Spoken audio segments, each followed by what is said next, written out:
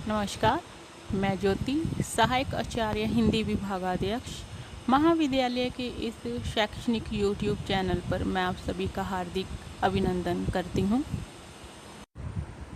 स्नातक प्रथम वर्ष हिंदी साहित्य के अंतर्गत आज हम प्रथम प्रश्न पत्र का अध्ययन करेंगे।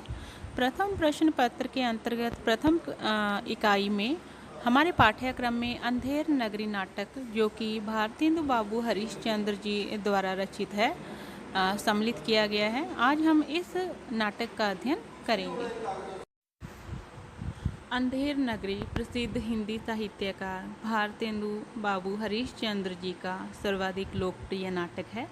यह नाटक 6 अंकों में विभक्त है और इसमें अंक के लिए दृश्य शब्द का प्रयोग किया गया है। अंधेर नगरी नाटक की पात्र योजना निम्न प्रकार है। महंत, जो कि एक साधु हैं। गोवर्धन दास महंत का लोभी शिष्य। नारायण दास महंत का दूसरा शिष्य। कबाब वाला, कबाब विक्रेता। घासीराम चना बेचने वाला। नारंगी वाली, नारंगी बेचने वाली। हलवाई मिठाई बेचने वाला। कुजड़िन सब्जी बेचने वाली।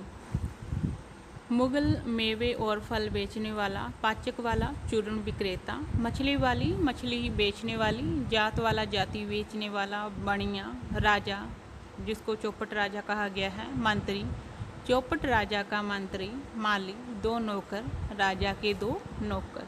फरियादी, राजा से न्याय मांगने वाला। कल्लू बणिया, जिसके दीवार से फरियादी की बकरी मरी।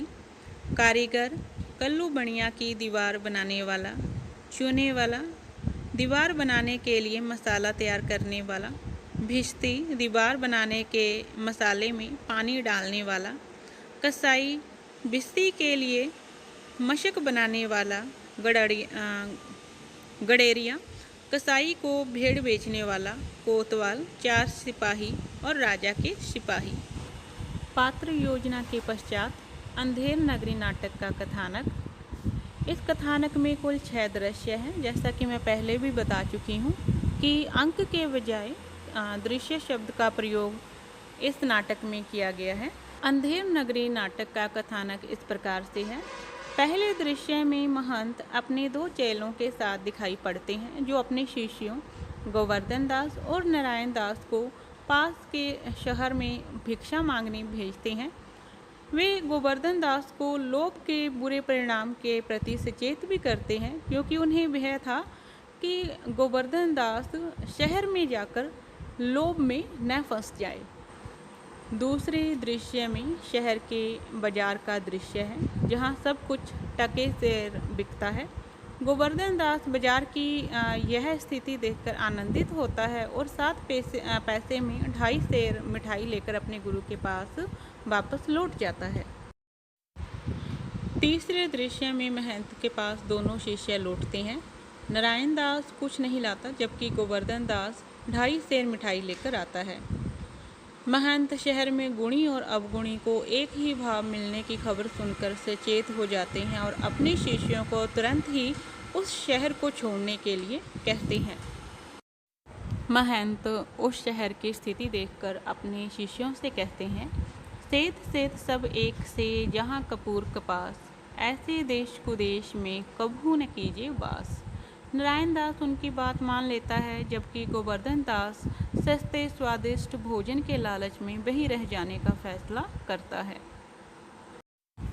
चौथे दृश्य में अंधेर नगरी के चौपट राजा के दरबार और न्याय का चित्रण है। शराब में डूबा राजा फरियादी के बकरी दबने की शिकायत पर बनिया से शुरू होकर कारीगर, चूने वाले, भिश्ती, कसाई और गडरिया से होते हुए कोतवाल तक जा पहुंचता है और उसे फांसी की सजा सुना देता है। 5वें दृश्य में मिठाई खाते और प्रसन्न होते मोटे हो गए गोवर्धन दास को 4 सिपाही पकड़कर फांसी देने के लिए ले जाते हैं। 6ठे दृश्य में शमशान में गोवर्धन दास को फांसी देने की तैयारी पूरी हो गई है। तभी उसके गुरु महंत जी आकर उसके कान में कुछ मंत्र देते हैं। इसके बाद गुरु शिष्य दोनों फांसी पर चढ़ने की उतावली दिखाते हैं। राजा यह देखकर इस शुभ घड़ी में फांसी चढ़ने वाला सीधा बैकुंठ जाएगा, स्वयं को ही फांसी पर चढ़ाने की आज्ञा देता है। इस तरह अन्यायी और मूर्ख राजा स्वतः ही नष्ट हो जाता है। अंधेर नगरी प्रसिद्ध हिंदी साहित्यकार भारतेंदु हरीशचंद्र जी का सर्वाधिक लोकप्रिय नाटक है, जैसा कि मैं पूर्व में बता चुकी हूँ। 6 अंकों के इस नाटक में विवेकहीन और निरंकुश शासन व्यवस्था पर करारा व्यंग्य करते हुए उसे अपने ही कर्मों द्वारा नष्ट होते हुए दिखाया गया है। भारतेंदु जी ने इसकी रचना बनारस के हिंदू नेशनल थिएटर के लिए एक दिन में ही की थी। अंधेर नगरी नाटक की मूल संवेदना। अंधेर नगरी अंग्रेजी राज का दूसरा नाम है। अंधेर नगरी चौपट राजा अंग्रेजी राज्य की अंधेर गर्दी की आलोचना ही नहीं, वह इस अंधेर गर्दी को खत्म करने के लिए भारतीय जनता की प्रबल इच्छा भी प्रकट करता है। अंधेर नगरी की प्रचलित लोक कथा पर आधारित भारतेंदु के इस नाटक में उत्तर औपनिवेशिक चेतना की स्पष्ट झलक है। यह उपनिवेशवाद का प्रतिवाद है।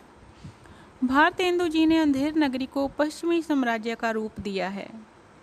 भारतेंदु जी ने इस व्यंग्य के तौर पर अंग्रेजी साम्राज्य को अंधेर नगरी की संज्ञा दी है। अंधेर नगरी में भारतेंदु जी ने महंत के माध्यम से यह कहलवाया है, बच्चा नारायण दास, यह नगर दूर से बड़ा सुंदर दिखाई पड़ता है। भारतेंदु दिखाना चाहते थे कि पश्चिमी साम्राज्यवादी सभ्यता दूर से इतनी सुंदर दिखाई देती है, पर अंदर से क्या है। ये एक सभ्यता पर टिप्पणी करना चाहते थे, सिर्फ अंग्रेजी राज पर ही नहीं।